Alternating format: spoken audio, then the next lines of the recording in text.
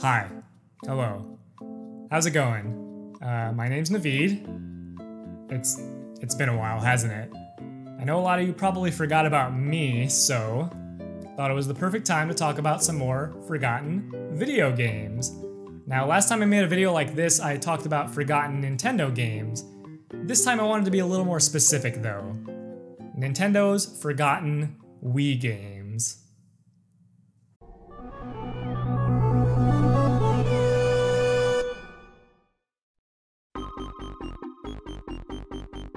There may be a lot of games that have been forgotten over time on the system, but who could actually forget the Wii itself? It was a huge hit when it came out back in 2006. I still remember getting in line at Target around midnight to be able to get a chance at picking one up at launch. I waited for 8 hours and luckily, I was able to grab one. I'm so glad I did too, because that thing was impossible to find for what felt like at least a year. I grew to love the Wii, motion controls and all, and over the years, I've been able to discover so many fun and unique titles. But I wanted to talk about a few this time that you might not remember.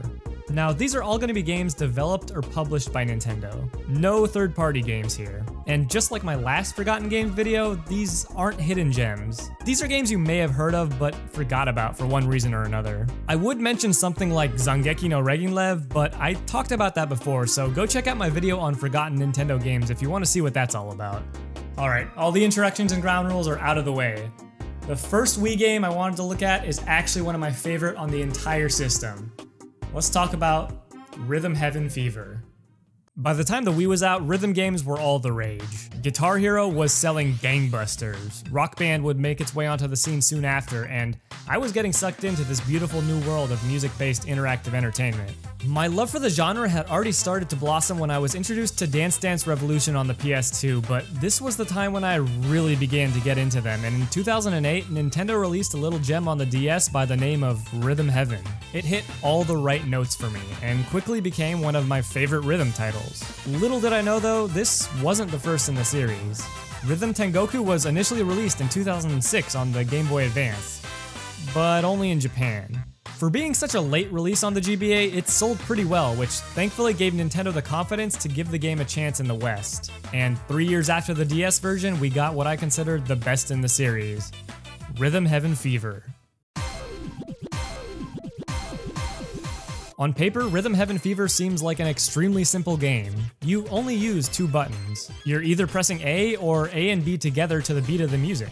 What makes it so good is, despite its simplicity, Rhythm Heaven Fever is also abundantly quirky, funny, and insane from top to bottom. Oh, and it's also stupid cute from time to time as well. If it wasn't obvious from the art alone, Rhythm Heaven Fever was developed by the same team who worked on the WarioWare games. Those guys know a little bit about being crazy, and it shows. One minute you'll be hitting hole-in-ones at will, and the next you'll be playing badminton while flying a plane. It's wild. A rhythm game is only as good as its music though, and Fever's soundtrack is fantastic. Almost all the songs are upbeat and will make you want to bob your head. While some are better than others for me, there's not a single dud in the entire collection. There are 10 groups of songs, each including 4 tracks and 1 remix track. The remix tracks combine the 4 previously played stages into one brand new song, and you'll be switching between them as the song progresses. It can get super hectic trying to remember what you need to do during each section, but once you get the hang of it, it becomes second nature. In fact, one of the coolest things about Rhythm Heaven Fever is that you don't even need to be looking at your TV screen to be able to play, and play well. Everything has a sound cue, and once you learn these cues, you'll know when you need to press each button. Sometimes the visuals can even be distracting, so I'd find myself closing my eyes to concentrate more. This aspect is so novel to me because it makes the game more accessible to people who may not have the best eyesight or who are blind. You can't say the same for other rhythm games like the aforementioned DDR or Guitar Hero. There are also some multiplayer versions of songs as well as small bite-sized minigames thrown in to round out the experience. It's quite a shame then that Rhythm Heaven Fever didn't seem to sell very well in the West, even at its budget launch price of $30. Rhythm Heaven The Best Plus was released on the 3DS following Fever, but that was mostly just a compilation of older games, and in my opinion, it fell flat. Hopefully that's not the last we see of the Rhythm Heaven series though, as I'd love to see a new Switch version. Next up, we're going to talk about 2 very different games that have one thing in common. They were both bundled in with accessories. Wii Remote Plus controllers to be specific. I'm talking about FlingSmash and Wii Play Motion. During the Wii era, Nintendo was all about packing games. Of course, we all know about Wii Sports, which undoubtedly helped sell the system. But then there were games like Link's Crossbow Training, which was packed in with the Wii Zapper, and Wii Play, which was packed in with a Wii Remote. You could say the Wii Remote was packed in with Wii Play, but let's be real, they just wanted to sell those controllers. And to be fair, it worked. But then Nintendo decided the regular Wiimote wasn't enough. With the release of Wii Motion Plus, initially a separate add-on to the Wii Remote, Nintendo decided to bundle the accessory with the incredible Wii Sports Resort. Resort perfectly showed off what Motion Plus could do. Then Nintendo went one step further and made controllers with Motion Plus built in. These controllers had text to indicate that, yes, in fact, they do have Wii Motion Plus inside. And you guessed it, they needed some games to try and sell these controllers too. That's where FlingSmash and Wii Play Motion come in. Let's start with FlingSmash. FlingSmash was developed by Rtoon, the team behind games like Blinx the Time Sweeper and Yoshi's Island DS. It was the last game they developed, and despite having Smash in the title, it wasn't exactly a Smash hit. FlingSmash does live up to its name though. You fling, and you smash, and that's pretty much it. It's an extremely simple game that does utilize Wii Motion Plus admirably, but it doesn't do anything groundbreaking. They put an animated Wii Remote in the corner that shows exactly how you're moving the controller, and I feel like it's only there so you can be like, oh, yeah, it's actually following my movements. Surprisingly, there is actually a story here though. Everything takes place on Southern Island, where the Great Palm Tree protects the land. A bunch of these little evil dudes come in to take over the island though, and in the process, make the princess ill. A prophecy tells of a hero who can save the island though by collecting pearls. That hero is Zip. A ball. Like, literally just a sphere with arms and legs. FlingSmash is an arcade-style high-score-based game, but there are actually some pretty clever boss fights, and new mechanics are occasionally thrown in to keep things interesting. There are also a few mini-games you can unlock to keep you coming back. While it's not amazing, if you were looking to grab a Wii Motion Plus controller at the time, the 10 extra bucks you were spending to get FlingSmash could have been spent on worse things. Like Wii Play Motion, which was developed by Arzest, a company formed from the members of Rtoon. Funny how that works. I feel like everyone knows about the original Wii Play. It seems like other than Wii Sports and Mario Kart Wii, Wii Play was the game everyone had. And why not? If you were going to get a new Wii Remote, why not grab the bundle? Few people seem to remember its follow-up though. While Wii Play only included 9 games, Wii Play Motion upped the ante by adding in a whopping 3 more for a grand total of 12 whole games. You'll try and build the biggest ice cream cone possible, play whack-a-mole, build a space station, and more. There are some fun games in Wii Play Motion, like Trigger Twist, a shooter which harkens back to Duck Hunt. There are multiple levels, one of which is like that Jurassic Park light gun game in the arcades, which is really cool. Then there's Teeter Targets, which is kind of like a puzzle game in which you have to fling a ball to hit some targets. It feels great, and there are a ton of levels to play. Spooky Search is also neat, if only for how it uses the Wii Remote's technology. You'll have to aim all around you to find ghosts, and it uses the Wii Remote's speaker to let you know when you're getting close. For every decent game though, there are a couple straight up bad ones, like Pose Me Plus, a rehash of a game from the original Wii Play, or Skip Skimmer, where you skip rocks. Yeah, it's as fun as it sounds. Most of the games do include a couple different modes, which is nice, but they're all so basic that you'll never want to come back to them. Don't get me wrong, Wii Play Motion can provide enjoyment for what it is, but it feels like a slightly better version of 1-2 Switch. Except they didn't charge $50 for Wii Play Motion alone.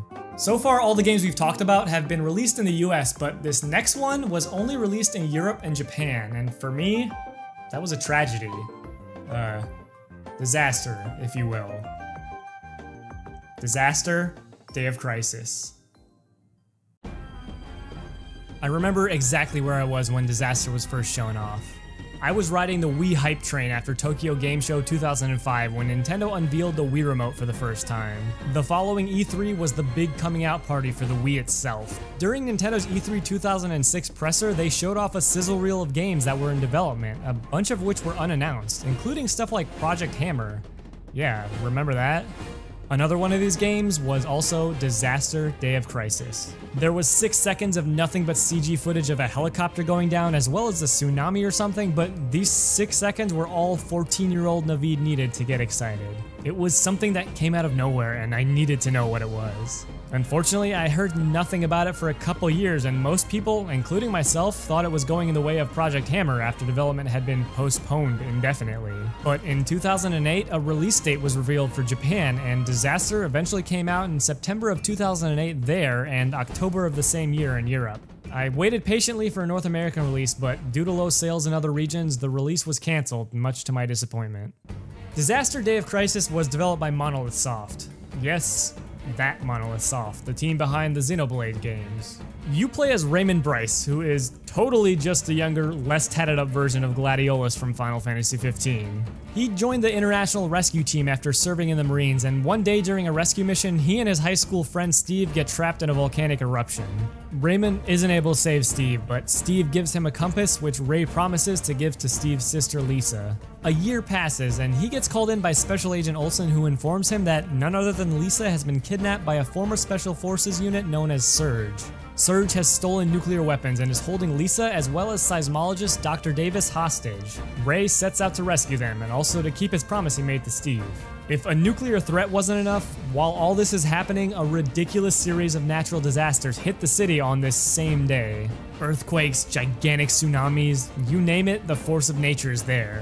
Like, this tsunami is stupid. It's taller than skyscrapers. I also don't know why Raymond couldn't have given the compass to Lisa within the past year, but whatever. I'm not gonna question this game's logic. Gameplay consists of adventuring through the city, saving the lives of others who are affected by the natural disasters, escaping from said disasters, and static shootouts, which were kind of like an on-rails shooter without much of the on-rails part. And this is a Wii game, so you know there's gonna be motion controls. Get ready to waggle your heart out while running from tsunamis, and you better love using the Wii remote as a steering wheel because you're gonna be doing a lot of driving too.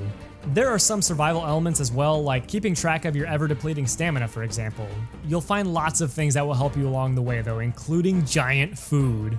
Like for real, look at this burger. Or this well-done steak. So tasty! Bring back big food in games, please. This stuff is insanely comical. And comical is pretty much the name of the game in Disaster. None of the gameplay elements are that remarkable and can get pretty repetitive, the visuals are muddy, and the music isn't memorable at all. With all that said though, I kinda love it. They try to go for a pretty serious story here, but it's so damn campy that I can't help but enjoy it for the mountain of cheese. And the voice acting. Oh boy, the voice acting. So come on, pal! Shoot me! It's so bad, but so good. It all feels like a B-movie with motion controls. If you want to dig a little deeper, there are some light RPG mechanics as well as a few minigames which are also amusing in their own way. If you ask me whether Disaster was a great game or not, I'd tell you no, definitively. But holy crap, is it a lot of fun to play through. Get a couple drinks and enjoy the ride. Now, Disaster was released in Japan and Europe, but this final game I wanted to showcase was only released in Japan. I can't think of something more fitting though for a video about forgotten games. I'm talking about Captain Rainbow, a game all about Nintendo's own forgotten characters. This one's strange. And by strange, I mean amazing. Captain Rainbow is so weird, so different, and so unique that there's not really anything out there like it. Along with Rhythm Heaven, I'd go as far as to say it's one of my favorite Wii games, period. But let's discuss why.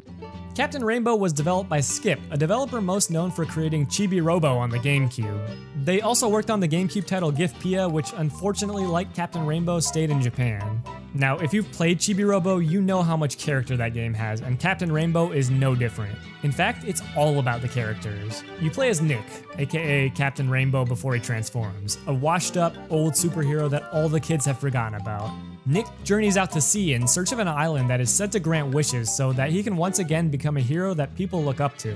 Mimmin Island is where Nick finds the eclectic cast of characters who have all come to this island for the same reason. They too want their wishes granted. And all of them, as I mentioned, are characters from Nintendo games that have been forgotten. Let's go through them real quick. First up we have Birdo, arguably the least forgotten and most well-known character of the bunch.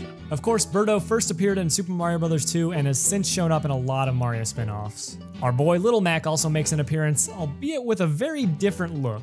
He's put on a few pounds. It's worth noting that Captain Rainbow was released before the Wii Punch-Out game, so up until that point, he had been pretty forgotten. Then there's Tao and Drake Redcrest, who both appear in Chibi Robo. From here on is when things start getting quite a bit more obscure though, especially for us in the West. The first character you're introduced to after stepping foot on Mimin Island is Hikari, a character from the Japan-only visual novel game for the Famicom, Shin Onigashima. You've also got the Famicom soldiers from Famicom Wars, which is Advance Wars for us, Lip from Panel de Pon, who was cut from the US release of Tetris Attack, and even the Devil from Devil World on the NES. You may know about Takamaru now due to the Takamaru's Ninja Castle minigame in Nintendo Land, but he's also on this island and first appeared on the Famicom Disk System with the mysterious Murasame Castle. And rounding out the characters are Crazy Tracy, a random character from The Legend of Zelda Link's Awakening, Mappo, the police robot found in Giftpia, as well as Osan, the dude from Golf on the NES. Yes, that guy on the cover of the game. I know, it's weird and I love it.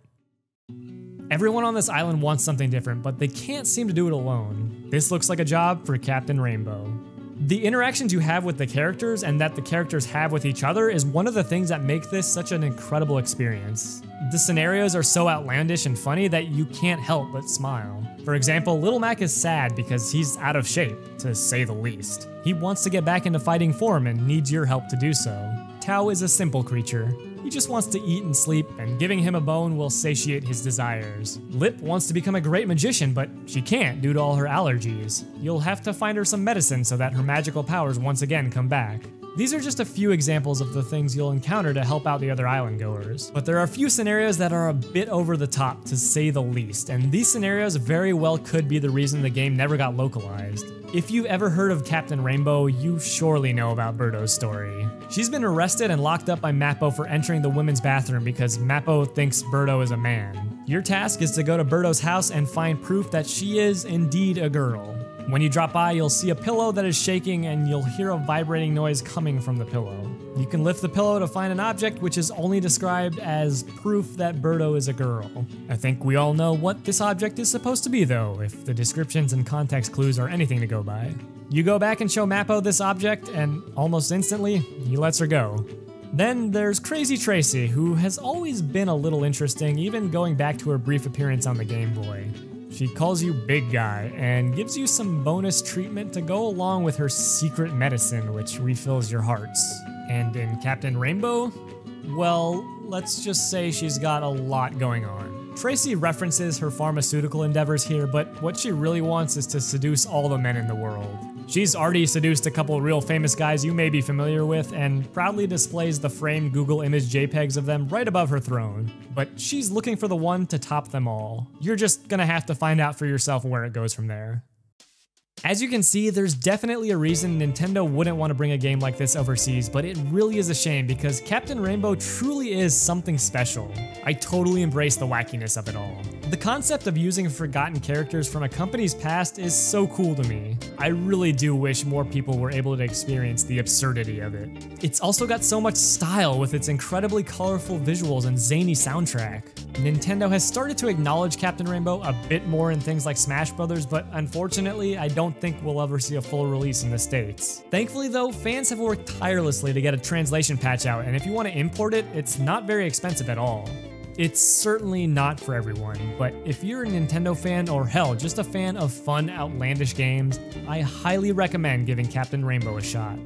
The Wii was a great console, and there are far more forgotten games than just the ones I mentioned here. Maybe we'll see if we can find a few more for another time. For now though, I think I'm gonna go to Mimin Island so my wish can come true. My wish of making more than one video every couple years. We'll see if that happens.